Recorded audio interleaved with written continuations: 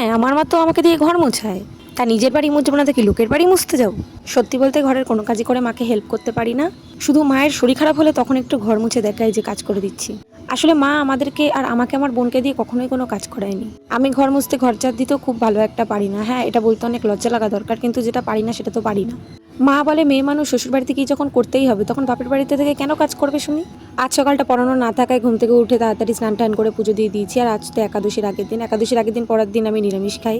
পুজো দিয়ে উঠেই আমাকে একটা পড়াতে যেতে হবে, তারপর শুটে যেতে হবে। সকাল সকাল মায়ের আরও কাজ বাড়াতে চাইছিলাম না, তাই নিজে রুটিটা করে নিচ্ছিলাম।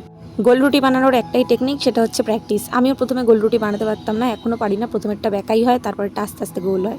সকাল সকাল কোনো প্যাকনা না করে আমি দই দিয়ে রুটি খেয়ে নিয়েছি। প্যাকনা করলে মা খুব পিটাতো। বাইরে রোদের প্রকোপটা একবার দেখো, কখন যে বৃষ্টি হচ্ছে, কখন যে রোদ হচ্ছে, আর এই রকম ওয়েদার যে ঠান্ডা সর্দি সবই লাগছে।